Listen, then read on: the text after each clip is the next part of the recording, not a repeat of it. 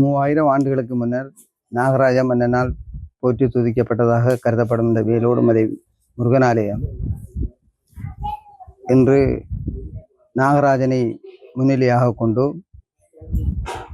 முருகன் வீட்டிலிருந்து அருள்பாலிக்கின்ற ஒரு இடமாக எல்லோருக்கும் காட்சி தருகின்றார். அதேவேளை இங்கு 210 சித்தர்களும் ஆட்சி செய்கின்ற ஒரு சித்தர் பூமியாகவும், பூரண தினத்திலே முருகப்பெருமான் ஒளி தாங்கி ஒளி வடிவமேற்றி இங்கு வந்து இறங்கி காட்சி கொடுப்பதோடு சித்தர்களும் இடைக்கிடையே வந்து மக்களுக்கு தரிசனம் கொடுத்து ஆலயத்தை வழிநடத்துவது என்பது குறிப்பிடத்தக்கது. 3000 ஆண்டுகள் பழமையாக இருந்தாலும் இந்த ஆலயத்துக்கு என்னை அழைத்தது நாகம் தான். நாகத்தின் உதவியோடு தான் நான் இங்கு வந்து இந்த இடத்தை கண்டுபிடித்து இவ்விடத்தில் முருகப்பெருமானை துதிக்கக்கூடிய ஒரு வாய்ப்பு கிடைத்தது. ஏற்கனவே நாங்கள் இங்கு வேல் வைக்க வரும்போது போர் பெருமானால் நாட்டப்பட்டதாக கருதப்படும் அல்லது வைக்கப்பட்டதாக கருதப்படும் வேல் ஒன்று இருந்ததை அவதானிக்க முடிந்தது. அதைத் தொடர்ந்து அவ்விடத்திலே இன்று வேல் பிரதிஷ்டை செய்து முருகனுக்கான கோயிலை அமைத்து இன்று எல்லா பக்தர்களும் வந்து வழிபடக்கூடிய வகையிலே எல்லா வசதிகளுடனும் இவ்வாலயம் திகழ்கின்றமை மேலும் முருகனுக்கும் இங்குள்ள மக்களுக்கும் ஒரு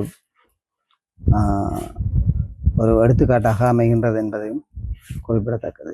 இவ்விடமானது மட்டக்களப்பு மாவட்டத்தில் செங்கலடி பிரதேச செயலகத்துக்குட்பட்ட ஈர்லக்குள டிவிஷனில் இலக்குப்பத்தானை கிராமத்தில் அமைந்துள்ளது.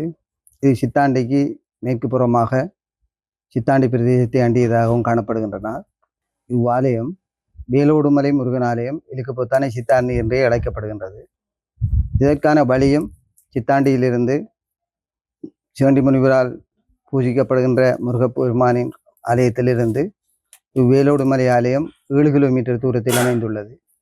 அதே நேரம் பந்தார்மூலையிலிருந்து இங்கு வரும்போது 9 கிலோமீட்டர் தூரமாகவும், அதேவேளை வெள்ளகாலங்களிலே செங்கடி ஊடாக மாவடியோடை பாலம் வந்து ஈர்லக்குளம் வந்து எமது கோயிலை அடைவதற்கு 30 கிலோமீட்டர் செல்லும்.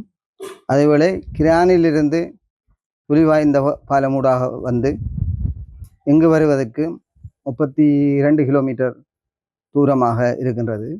ஆகவே மழை இல்லாத காலங்களில் சந்திரமடவு போக்குவரத்துக்கு உள்ள காலங்களில் 7 கிலோமீட்டரில் 25 நிமிடத்திலே வந்து சேரக்கூடிய ஒரு இடமாகவும் இருக்கின்றது என்பதும் எல்லோரும் அறிந்த விடயமாக.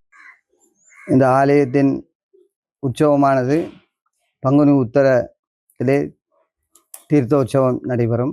அதற்கு முதல் 6 நாட்கள் சித்தாண்டி கொடியேற்ற திருவிழாவும், சித்தாண்டி பொதுமக்களாக கொடியேற்ற திருவிழாவும், அடுத்து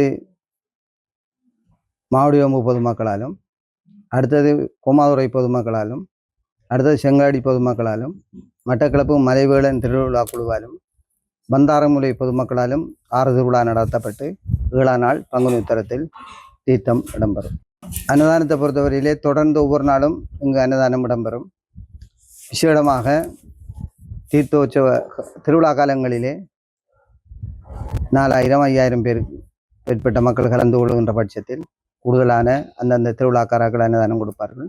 இடையிடையே வந்தும் பக்தர்கள் அன்னதானம் கொடுப்பதிலே சிறந்து விளங்குகின்ற கிழக்கு மாநிலத்திலே ஒரு அன்னதானம் வழங்குகின்ற ஒரு ஆலயமாகவும் வேலோடுமலை முருகன் ஆலயமாக திகழ்வது உங்களுக்கு எல்லோருக்கும் தெரிந்த விடயமாகும்.